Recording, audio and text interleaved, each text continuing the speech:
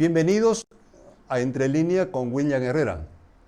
En esta oportunidad vamos a conversar con Henry Oporto. Henry Oporto es presidente ejecutivo de la Fundación Millennium. Henry ha hecho un trabajo, una publicación sobre la institucionalidad cruceña.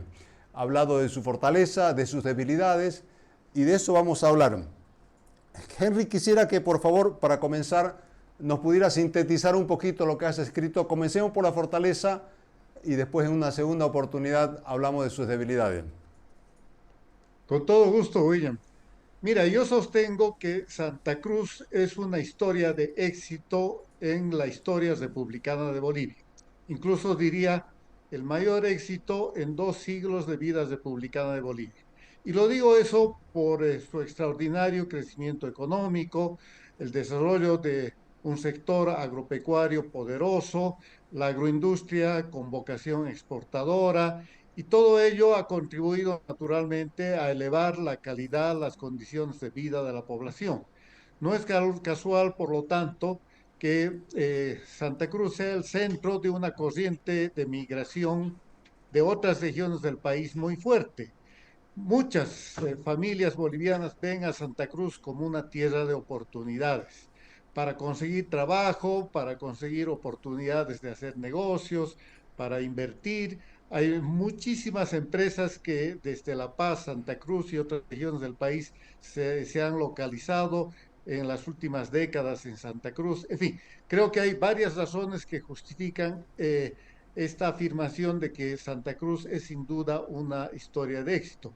Pero claro, creo que sería peligroso que los bolivianos y en particular los cruceños tengamos una visión solamente triunfalista, ¿no? Es decir, autocomplaciente, que no veamos más allá de estas fortalezas las debilidades que todavía arrastra el proceso de desarrollo de Santa Cruz, porque es una tierra en proceso de desarrollo. Hay debilidades, hay problemas y yo creo que haría bien Santa Cruz si reflexiona sobre los mismos antes de que estos problemas hagan crisis. Henry, no sé si compartís conmigo, pero yo entendería que económicamente nos va muy bien, pero en lo político institucional no nos va muy bien. Bueno, ahí sí están focalizados muchos de los problemas que yo advierto en el artículo que has mencionado, ¿no? Mira, ha ocurrido un fenómeno paradójico, ¿no? Desde la democratización de Santa Cruz, desde la implantación de una democracia electoral, los cruceños eligen a sus autoridades por voto popular. Es decir, que sus autoridades tienen una legitimidad que surge de las urnas y ese es un progreso político, indudablemente. Pero creo que junto con este avance en términos de democracia y en términos de mayor autonomía y capacidad administrativa, sin embargo, Santa Cruz, las instituciones políticas de Santa Cruz, para ser más preciso, o sea, estoy pensando en el gobierno departamental y en los gobiernos locales, sobre todo el gobierno municipal capitalino. Creo que en estas instituciones se advierte que se ha perdido mucho en cuanto a eficiencia, representatividad, a capacidades técnicas, a vocación de servicio, incluso a la habilidad para gestar, para llegar a acuerdos y consensos en torno de las políticas públicas, de las políticas de desarrollo. Entonces, eso está repercutiendo, me parece, en una débil capacidad de gestión de las instituciones políticas.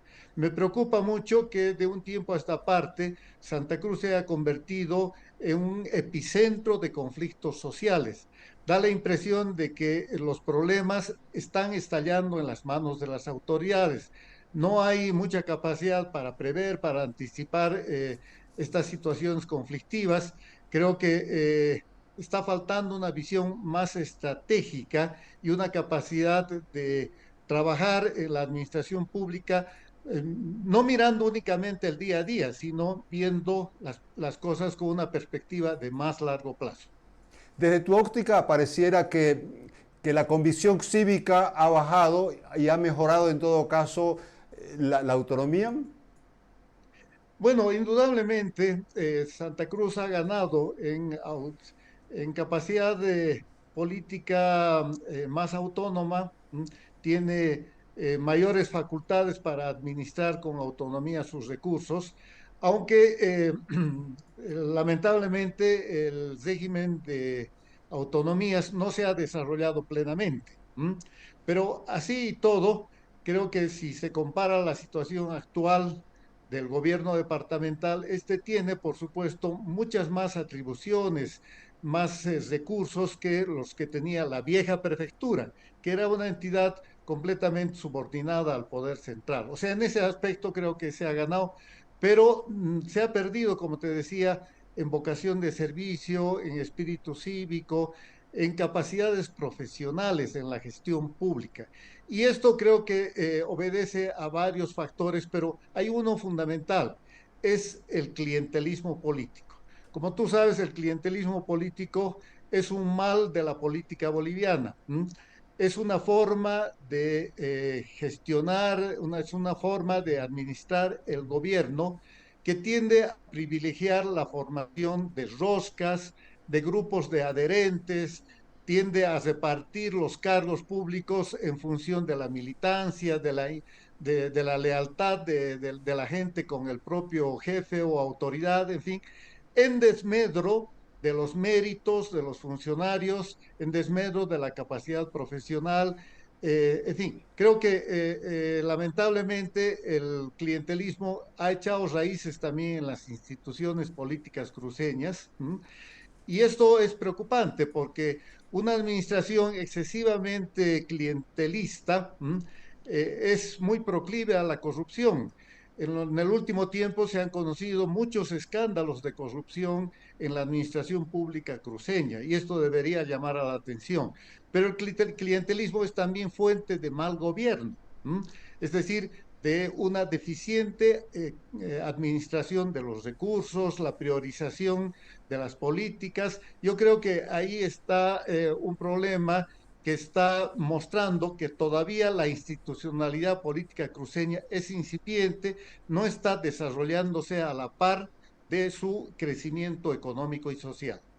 Ya, ¿cuánto afecta, Henry, el hecho de que el gobernador esté detenido en Santa Cruz y lamentablemente no hubiera sucedido el vicegobernador y haya una ausencia de gobernación o de gobernanza en la gobernación? Bueno, yo creo que la situación es muy fácilmente perceptible, ¿no? Hay una gobernación prácticamente descabezada. No creo que Camacho pueda dirigir la gobernación desde la cárcel, eso parece simplemente imposible. Es más una figura simbólica y yo entiendo el simbolismo, ¿no? Probablemente por eso es que se ha, se ha mantenido en Camacho la titularidad de la gobernación, pero no hay duda alguna de que su ausencia física pues crea un vacío de autoridad y de liderazgo en la institución prefectural. Y me imagino que además eso repercute sobre la manera como trabaja el equipo dentro de la gobernación. Además, lamentablemente han surgido divisiones muy tempranas en el partido. Creemos que es el partido que ha llevado a la gobernación a Camacho, ¿no? Entonces, hay este conjunto de factores que tienen que seguramente mucho que ver con la debilidad actual que proyecta la gobernación de Santa Cruz. ¿Hasta dónde afecta esta debilidad el modelo económico cruceño, por ejemplo? Mira, el modelo económico cruceño lo han reconocido muchas personas y yo también creo que tiene muchos factores de éxito, ¿no? Se ha logrado a través del modelo productivo agroexportador crear una base económica mucho más diversificada, por ejemplo, que la economía que tenemos en el occidente del país. ¿Mm? Pero además, este modelo asentado en cadenas productivas permite una mayor integración social y además una mejor articulación entre el campo y la ciudad, cosa que, por ejemplo, no se ve en otros departamentos del país, donde hay un quiebre más fuerte entre el campo y las ciudades, ¿no? Y eso es por falta de sectores económicos de industrias que puedan articular la economía rural con la economía urbana. Bueno, este es un aspecto que sin duda es una fortaleza para Santa Cruz, pero no hay que subestimar los problemas que también tiene el modelo cruceño. Por ejemplo, en el último tiempo se advierte que ha perdido Santa Cruz un cierto vigor en su crecimiento económico, ¿no? No está creciendo al mismo ritmo que crecía en años anteriores. Y eso quiere decir que se está generando menos riqueza, menos puestos de trabajo, hay menos ingresos para las familias. Y por supuesto, después de los años críticos que hemos tenido con la pandemia, la recesión tan fuerte que ha tenido la economía boliviana en su conjunto, pues tiene que estar pesando, ¿no? Además, creo que han quedado postergadas ciertas reformas, ciertos cambios en el modelo cruceño que instituciones como CAINCO ya habían recomendado el año 2016 a través de un estudio, de un diagnóstico muy importante que hizo la institución cruceña. Allí ya se advertía de que Santa Cruz podía entrar en una etapa, ¿no?, de debilitamiento, de menor crecimiento, y que urgían hacer cambios importantes para darle un nuevo impulso de crecimiento. Por ejemplo, darle más protagonismo a la innovación, a la tecnología, a la productividad agropecuaria. Era una de las cosas que recomendaba. También recomendaba tener mucho más cuidado con el medio ambiente. Además, se promovían o se planteaban varias sugerencias para tratar de diversificar aún más la estructura productiva y económica. A la luz de los resultados, me parece que esa agenda que recomendaba CAINCO ya el año 2016 para una mayor diversificación, para una mayor modernización de la estructura económica de Santa Cruz, ha quedado pendiente, ¿no? Y probablemente en ello tiene mucho que ver el tipo de gobierno nacional que tenemos, que no es precisamente un gobierno que favorezca el desarrollo de las regiones, pero probablemente tiene que ver también con las falencias que están demostrando las propias instituciones políticas cruceñas. ¿Vos crees que el avance autoritario, digamos, de alguna manera tiene que ver con toda esta debilidad institucional? Bueno, claro que sí. Mira, por eso mismo yo he titulado el artículo al que tú has hecho referencia, El progreso cruceño y sus adversarios, justamente para señalar que un gran adversario con el que ha estado lidiando en los últimos, qué sé yo, 14 o 15 años Santa Cruz es el gobierno nacional por ser un gobierno autocrático, verticalista, que concentra las decisiones políticas y los recursos, y que además le ha puesto todo tipo de piedras en el camino a Santa Cruz. Para el gobierno del MAS, Santa Cruz es el enemigo a derrotar, ¿no? Y yo muchas veces he dicho, y aquí lo quiero reiterar, qué suerte para los bolivianos que creemos en la democracia que exista Santa Cruz. Lo que no tienen países como, por ejemplo, Nicaragua o Venezuela, ¿no? Tenemos nosotros, es decir, una región suficientemente fuerte desde el punto de vista económico, social, político y cultural, que la verdad es que le ha puesto un freno a la arremetida autoritaria del mar. Si no hubiera sido por Santa Cruz, muy probablemente aquí en Bolivia el MAS habría podido implantar su hegemonía política tal como lo ha hecho Maduro, lo ha hecho el chavismo en Venezuela o lo ha hecho Ortega en Nicaragua. O sea que nos podemos quedar tranquilos, todavía. No, de ninguna manera. Yo creo que el papel que juega Santa Cruz de ser un dique de contención frente al avance del autoritarismo eh, es un papel que ninguna otra región del país puede jugar. O sea que es indispensable que Santa Cruz siga teniendo esta fortaleza que acabo de decir. Pero justamente por eso hay que cuidar mucho que esa fortaleza se mantenga, persevere en el tiempo. Y por eso es que Santa Cruz tiene que ocuparse más de fortalecer sus instituciones políticas, sus instituciones cívicas. Lamentablemente, en el último tiempo hay señales, por ejemplo, que el comité cívico ha estado afectado también por disputas internas, ¿no? Y da la impresión de que eso está debilitando también el liderazgo cívico de la región. Si a eso le sumas los problemas que hemos mencionado en el ámbito del gobierno departamental y de los gobiernos municipales, la conclusión es que Santa Cruz puede estar pasando por una etapa de crisis de representación política y regional. Y eso obviamente debilita a la región. Por eso yo me preocupo mucho por estos temas y ojalá los cruceños pudieran tomar medidas oportunas para que la región no decaiga, por el contrario, siga siendo el bastión democrático de la Bolivia. Henry, a propósito de todo esto, no sé si estás enterado de que el Comité Pro Santa Cruz, en ese estudio por buscar un nuevo relacionamiento con el centralismo, se ha decantado por la autonomía, por profundizar la autonomía. ¿Cuál es tu visión ahí? Yo he saludado esa decisión tomada por el Comité Cívico. La he calificado como una decisión sensata, prudente y realista.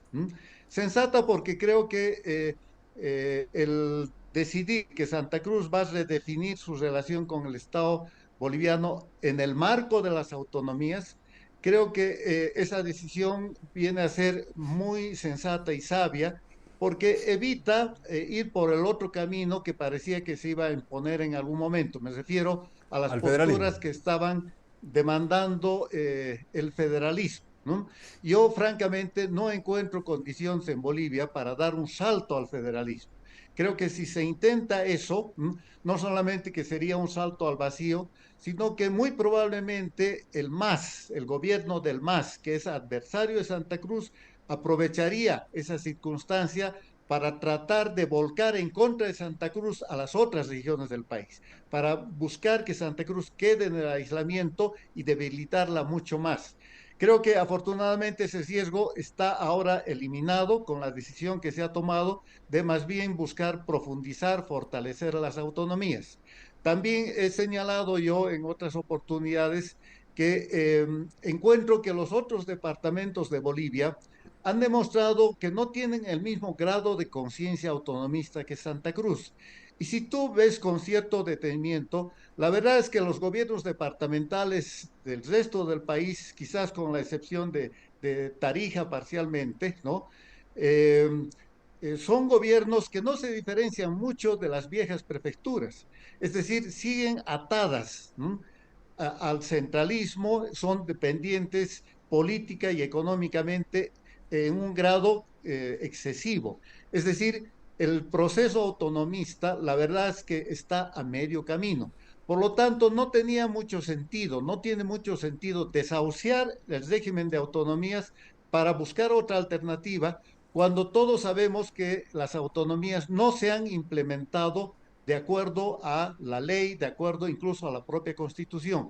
Y eso se debe en gran medida a que el gobierno del MAS, que es un gobierno por definición centralista y verticalista, ha hecho todo lo posible para impedir que las autonomías se desarrollen. Ha concentrado o ha reconcentrado competencias, atribuciones que deberían estar en los gobiernos departamentales y además ha concentrado los recursos, con lo cual ha debilitado el desarrollo del proceso autonómico. En suma, creo que hay todavía un camino que los bolivianos debiéramos seguir a través de profundizar las autonomías. En ese sentido, me parece que es una decisión prudente y además le permite a Santa Cruz retomar un liderazgo para hacer de las autonomías una causa nacional. Creo que Santa Cruz debería, a partir de la decisión del Comité Cívico, tomar contacto con las otras regiones, las otras fuerzas cívicas y políticas del país, para que entre todas se presione sobre el gobierno central para sentar las bases del relanzamiento de las autonomías en Bolivia. Creo que se trata de eso, de relanzar las autonomías, tratando de lograr, ojalá, un gran acuerdo nacional en Bolivia. Y ese acuerdo nacional además debería permitir procesar los resultados del censo 2024, que como todos sabemos van a redefinir la forma de distribución de los recursos económicos, pero también la reasignación de los curules parlamentarios.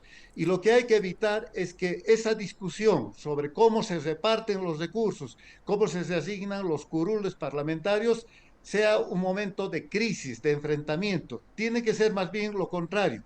Y creo que Santa Cruz ahora sí tiene otra vez la fuerza política y la autoridad moral con la bandera de la autonomía para tomar un liderazgo y articular ese gran acuerdo nacional que nos permita pasar con éxito los resultados del censo 2024. ¿Vos crees que este repensar de la autonomía podría terminar repensando una nueva Bolivia? En parte sí, porque para relanzar las autonomías, forzosamente se tiene que pasar por una reforma del Estado. Lo ha dicho también el pronunciamiento del Comité Cívico en días pasados, ¿no? Que las autonomías pueden ser un camino para reformar el Estado. Necesitamos imperiosamente ese proceso de reforma estatal. El Estado está concentrando demasiados recursos, demasiadas funciones. Tenemos un Estado elefantiásico, pero enormemente ineficiente, ¿no? El Estado se mete en todo, el gobierno nacional se mete en todo y casi nada lo hace bien, ¿no? Y sobre todo se ha dado a ser el gran empresario de Bolivia, es el Estado empresario. Y los resultados muestran que es un completo fracaso, ¿verdad? Buena parte del déficit fiscal de todos estos años obedece al financiamiento que da el Banco Central, que da el Tesoro General a unas empresas públicas que mayormente son deficitarias, trabajan con números rojos, ¿verdad? Entonces hay que recortar, obviamente, ese sobredimensionamiento del Estado. Entonces, las autonomías pueden conducir a eso. Pero además, yo creo que es fundamental pensar que las autonomías tienen que crear además condiciones para encarar dos reformas fundamentales, querido William, en Bolivia. La reforma de la educación y una reforma en el sistema de salud pública. Son dos problemas que heredamos de tantos años de un mal gobierno del MAS. El MAS no ha encarado lo que debía ser una prioridad en Bolivia porque tenemos una pésima educación boliviana, tenemos un mal sistema de salud y eso se traduce en un subdesarrollo del capital humano, de los recursos humanos, que es la base del progreso tecnológico y científico de la humanidad. Henry, se nos está yendo el tiempo, pero no quiero dejar de preguntarte, dada tu visión sociológica, ¿cuál sería la ruta crítica que tenga que tomar Santa Cruz de aquí en adelante en relación con el Estado? Mira, yo creo que lo principal está ya definido, ¿no? Que es dejar de lado la bandera del federalismo y más bien optar por una estrategia para retomar el proceso de descentralización en el marco de las autonomías. Yo creo que eso le permite a Santa Cruz, como decía antes, retomar iniciativa y liderazgo en este tema. Por lo tanto, habiendo tomado esa definición, creo que la ruta crítica, la hoja de ruta, debería llevar a Santa Cruz a que a través de su dirigencia cívica se promueva ahora un diálogo muy intenso con organizaciones cívicas y políticas de los otros departamentos del país. Creo que hay que hacer un esfuerzo para hacer un frente único que permita relanzar el proceso de autonomías y descentralización en Bolivia. Ponerlo contra la pared al gobierno, ¿no? Creo que eso es perfectamente posible a través de una bandera legítima, como es fortalecer las autonomías y además esto tiene que estar en la hoja de ruta. El próximo año, después del censo 2024, debería discutirse el pacto fiscal como el espacio dentro del cual se deberían reasignar los recursos fiscales a las gobernaciones, a los municipios, a las universidades. Entonces, creo que en el marco de las autonomías hay que encarar los acuerdos que conduzcan al pacto fiscal y eso creo que va a dar nuevo impulso al desarrollo de las regiones y en particular al desarrollo de Santa Cruz. Bien, Henry, quedan muchísimos temas en el tapete, pero bueno, el tiempo se nos fue. Te agradezco tu amabilidad de conversar con nosotros. No, ha sido un gusto para mí.